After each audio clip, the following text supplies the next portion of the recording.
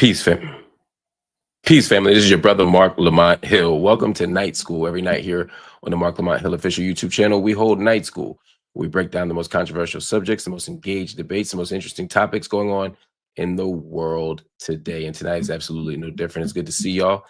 Thank you all for supporting the channel. Also, thank you all for supporting my exclusive interview with Brian McKnight Jr. and Julie McKnight, ex-wife of Brian McKnight. As you know, it's been a big story, and I got an exclusive interview that's over on Patreon. So if you haven't seen it, make sure you go up to Patreon up there, click that QR code, and it'll take you over there. You can sign up supporter level or above, or you can go to the link below, and you can also sign up by going to patreon.com/Marc Lamont Hill official. Either one will get it done. But I want to thank you all for being here, and let's just get right to it. Big story today in the Middle East. Israel says that it is ready to let Palestinians leave Gaza through the long-sealed Rafah crossing, but the move has already turned into another power play, one that traps sick and displaced civilians, while two governments argue over the right to return home. And that's the real story here. Families in Gaza are still being treated, as they always have, like bargaining chips. They're dehumanized, they're objectified, and they are being treated this way in complete contravention of humanitarian conventions, international law, and really basic human decency. The crossing with Egypt, Rafah, once the only exit that Gazans controlled without Israel's oversight, has been shut down since Israel's 2024 invasion of Rafah. I also want to point out that even when Israel wasn't controlling the Rafah crossing, they still engaged in security coordination with the Egyptian government. So there really is no entry, exit, egress. There's no engagement with the territory. There's no border crossings. There's no Palestinian decision-making. It's not happening without the weight of the Israeli state at all times, no matter where you are in historic Palestine. That said, the World Health Organization reports that more than 16,500 Palestinians are critically sick or wounded and need to leave immediately for medical care. The U.S. State Department says that opening Rafah is necessary, not just as a legal matter, but they say to help, quote, the most vulnerable Gazans. But Israel's conditions show how far we are from justice. Israel insists that Palestinians will be allowed to leave. They just can't return, and only with Israeli security approval. We'll talk about why that's problematic in a second. Egypt refuses to open the crossing under those terms, saying movement has to be two-way. Otherwise, and they didn't say this, but this is the truth, if it's one way and you can't come back, then all it is population transfer. All it is ethnic cleansing. All it is genocide. That's right, genocide. Cairo fears exactly what Palestinians have been warning since day one, that Israel may use the so-called war to push Gazans out permanently and erase their claim to the land. This is textbook ethnic cleansing. President of Egypt, Abdel Fattah el-Sisi, has said this very thing, and he warned of a silent campaign, quote, to eliminate the Palestinian cause. More than 100,000 Palestinians are already stuck in Egypt after fleeing Gaza once the war started, including many who were injured during the Israeli strikes. The ceasefire deal brokered by the United States promised orderly steps towards stability, humanitarian access, and political transition. But every phase has been overshadowed by Israeli restrictions on movement, also by stalled aid, and of course, the deadly incidents that have been on the ground. On Wednesday, for example, Gaza's Al Ahli hospital said that Israeli forces shot and killed a 46-year-old man in Gaza's Zaytun neighborhood. The hospital says that the shooting happened inside the designated safe zone. Again, we hear this all the time. That's an area where Israeli troops are not supposed to operate during the ceasefire, but we've seen humanitarian corridors shot up. We've seen journalist zones shot up. We've seen hospitals destroyed. I mean, every area that is supposed to be safe from problems isn't. It's that simple. Anyway, Israel offered no immediate response to the claims regarding the Al Ahli hospital.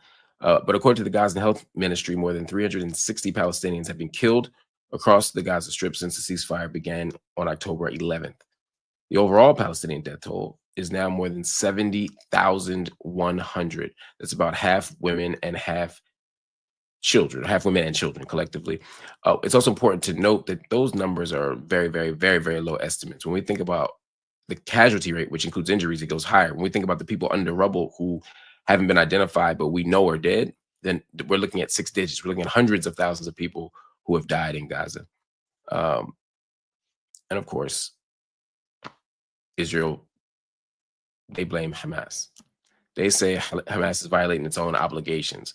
And so they're taking no accountability for what's happening. And while both sides exchange claims, there's a difference. Hamas is saying it's Israel, Israel is saying it's Hamas, but this isn't the Spider-Man meme.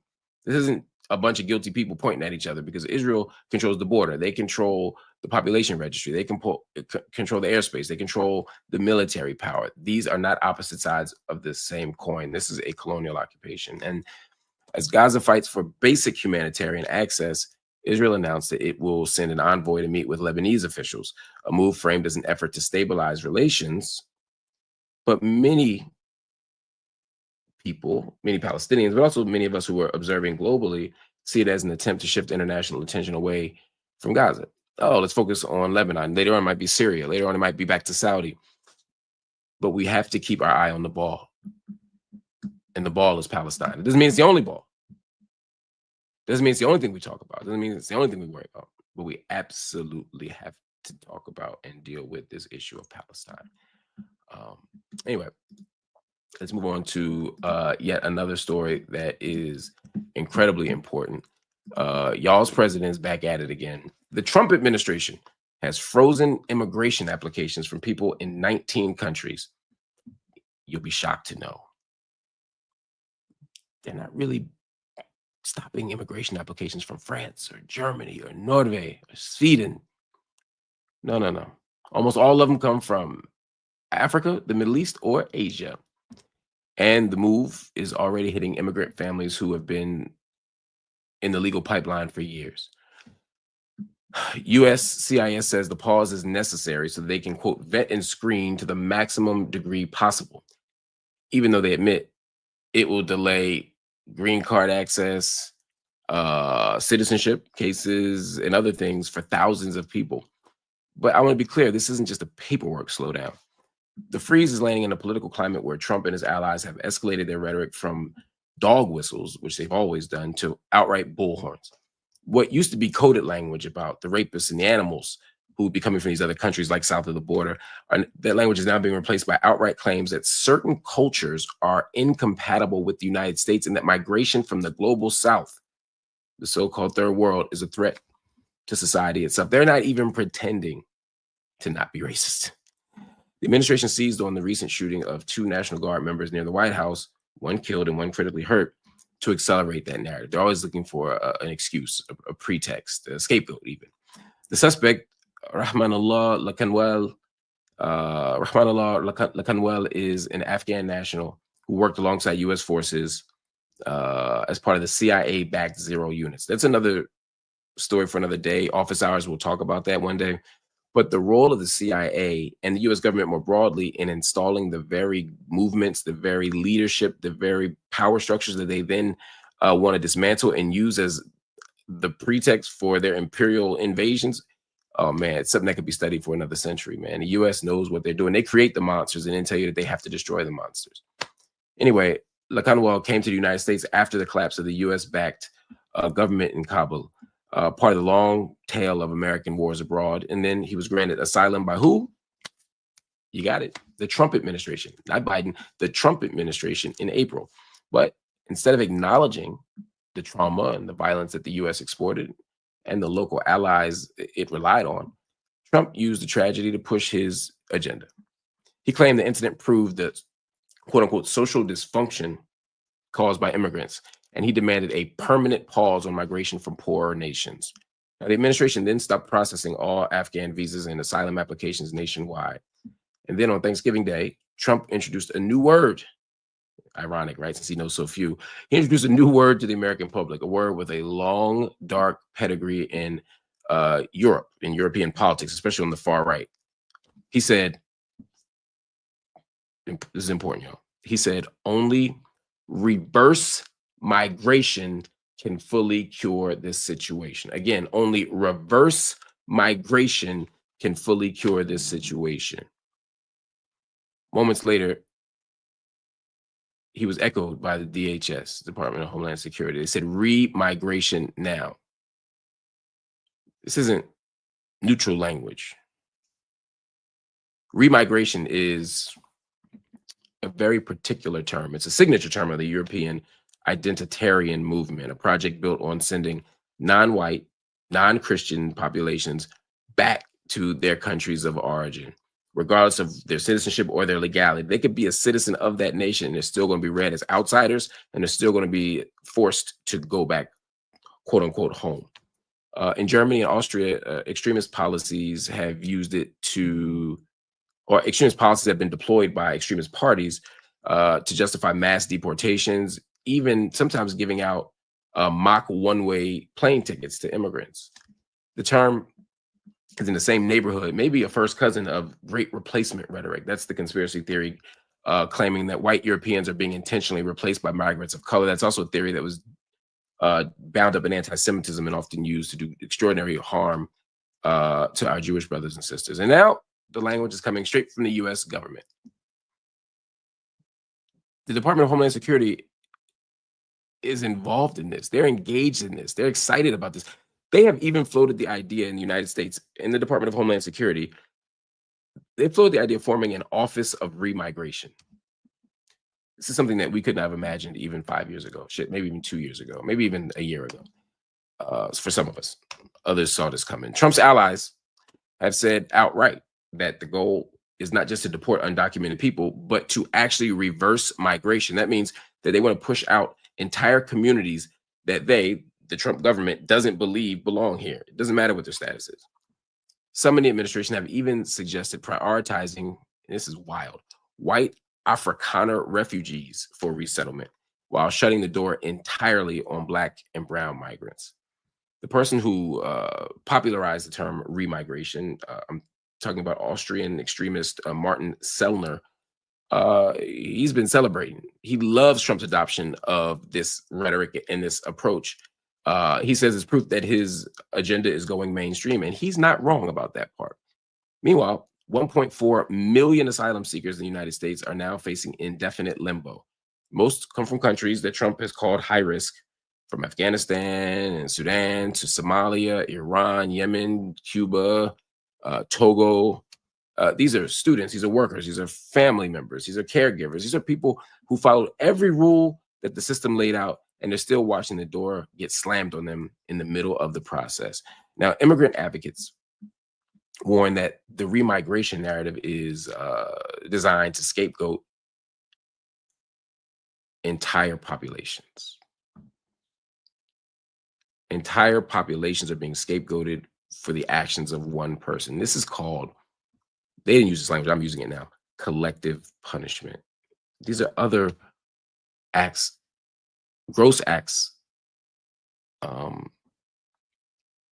of illegality, gross contraventions of international law. And that's not a secret. That's what they're trying to do. They're not really trying to be shady about it or covert about it anymore. They want to reshape America by deciding who's allowed to stay and who's incompatible with the nation itself. The immigration pause is not just a policy change. It's the first concrete step toward a remigration agenda, one built on the idea that America can save itself, but only one way: by reducing, by restricting, or by reversing migration from the global South.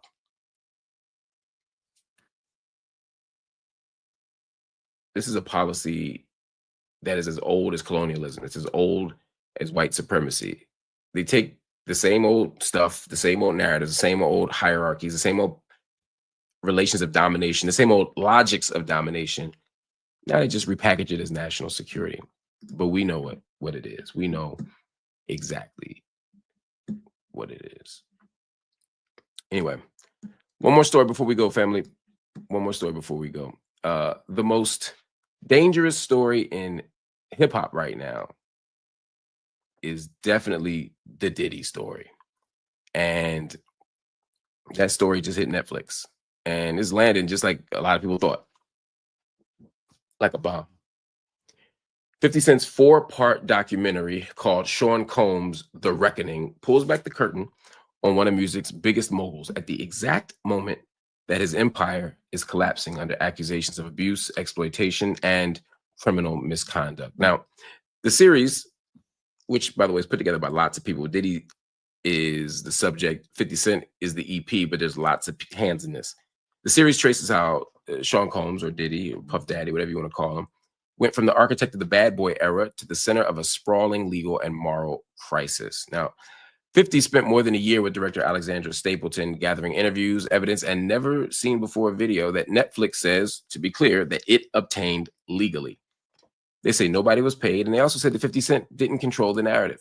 The platform insists that this is not a hit job. This is not a hit job. This is a record. One of the most jarring sections, and this is the part that a lot of people don't expect on this because they think it's all about the most recent accusations against Diddy. To me, the most jarring part is the section on the murder of Tupac and Biggie, Notorious B.I.G. As you know, these crimes reshaped the culture. They split hip hop into a civil war. I was coming of age at that time. Biggie, of course, was Diddy's star. He was the foundation of Bad Boy itself. And the director, Stapleton, says the documentary brings forward new intel that just hadn't been synthesized in one place before. I know a lot of you are going to say, oh, I heard this story before. I've heard the rumors before. I heard the innuendo before. You ain't heard it this way. It's a different story. You can agree with it or disagree with it, but it's definitely a different story. The documentary also shows former Danity Kane star Aubrey O'Day confronting an affidavit suggesting that she may have been assaulted at the Bad Boy studio. She says she has no memory of it, and hearing the details leaves her questioning what happened to her body and why she can't recall it. It's very scary. She reads a document aloud on camera describing the woman who allegedly witnessed the assault and said O'Day appeared out of it and unclothed. O'Day also shares sexually explicit emails that she says came from Diddy when he was, in fact, her boss. She says she believes her firing was a retaliation for refusing sexual participation. Now, Diddy's representatives have responded to this, as you would expect. They reject the claims outright. They call the documentary biased, and they say that many of the participants in the documentary have motives or they have credibility issues. Now, of course, Netflix feels differently. They deny the claims, and they say the footage is licensed and no promises were made to anybody. Now, what's fascinating about this for me is that the series includes never seen before footage of Diddy discussing his legal troubles at a New York hotel just a few days before his 2024 arrest. That means he had cameras following him around in real time to the final days as a free man that he had. Of course, he was later charged with racketeering, conspiracy, sex trafficking, and transportation for prostitution. We all know, or most of us know, he was acquitted of the major charges last summer, but he was convicted on 2 lesser counts and sentenced to 50 months. His team says the footage that we're seeing in this documentary was part of an unfinished project and was never authorized. They've already sent Netflix a cease and desist, but Netflix ain't budging. Lesser people may, but Netflix ain't budging. They're standing firm and saying that they have every legal right to air the footage. And they say that the footage was obtained properly. I think I have a theory on how the footage got obtained, but we'll talk about that another time. 2 jurors from Diddy's sex trafficking trial speak out in the doc as well. Juror 75 says he was confused by Diddy's relationship with Cassie, who sued him for rape and abuse before settling. The juror says you can't have it both ways, adding he believes that the verdict delivered justice. Complicated. I think they're being too hard on Cassie, but we could talk about that another time as well because we're going to do a whole special on this. But anyway, the documentary pushes viewers to confront how some of the biggest culture-shifting events in hip-hop transpired and what was behind those events, but also who was behind those events. Diddy is a staple in his culture. I don't think you have hip-hop culture without Diddy, at least not the way that it looked in the 90s and aughts. Obviously, hip-hop came before Diddy. Hip-hop will live after Diddy, but I'm saying the particular way that hip-hop showed up was a testament to Bad Boy. In the same way you don't have hip-hop without Run DMC. You don't have hip-hop without Russell Simmons. You don't have hip-hop without Jay-Z. You don't have hip-hop without Foxy Brown or MC Lyte or Queen Latifah. We can't erase Diddy from that story. We can't erase Suge Knight from that story. But it's troublesome to me that so many of these figures, whether it's African Bambaataa, whether it's Russell Simmons, whether it's Diddy, whether it's Suge Knight, that they've been also so deeply ensconced in the criminal legal system. What's going on? What is it about the culture of hip hop? What is it about the culture of the legal system? What is it about the culture of the state that leads to these kinds of outcomes? What is it about the culture of masculinity? What is it about the culture of masculine decadence or U.S. decadence and masculine? You know, there's so much stuff here that needs to be unpacked. This documentary does a really good job of unpacking a lot of the Diddy stuff, but I can't wait for the next conversation to be how we situate that in a broader context. Anyway, that's all I wanted to say to y'all tonight, man. Thank y'all for watching Night School. Make sure you check me out every Monday, Wednesday, right here on YouTube, but also make sure you check me out on Patreon, where we do office hours, where we do analysis, where we do exclusive interviews, where we do deep dives. We do all that on Patreon as well. So right here on YouTube, hit like and subscribe. But if you're so inclined, please click that QR code right up there. I never point to it exactly right, but click that QR code up there. And also go to patreon.com/Marc Lamont Hill Official. You can do either one and join the Patreon. Joining the Patreon doesn't just get you early material, it get an extra material and extended material, although it does all of those things. Patreon is also the mechanism that we use to support what we do here. So I can't go on mainstream media and talk about what's going on in Gaza. I can't go on mainstream media and challenge Trump this way. I can't go on mainstream media and break down what's going on with 50 and Diddy. And I certainly can't do it all in the same space. But on Night School and in office hours and all these other platforms, I can do that. But to do that, I need to stay independent. We need to continue to support independent media, independent journalists, grassroots media, grassroots journalists, black media, black journalists. I'm trying to do all that stuff. So the way to do that, honestly, is to not connect to corporate media, to not get a mainstream check, but instead to remain independent, unbought, and unbossed, to quote the great Shirley Chisholm. And that's what I'm trying to do. So I ask for your support in that. Please, you can support tonight by going to Cash App, Venmo, PayPal, or Zelle. But also, more importantly, if you could sign up for Patreon, we'd be grateful. Anyway, family, thank you for watching. I'll see you later. Peace.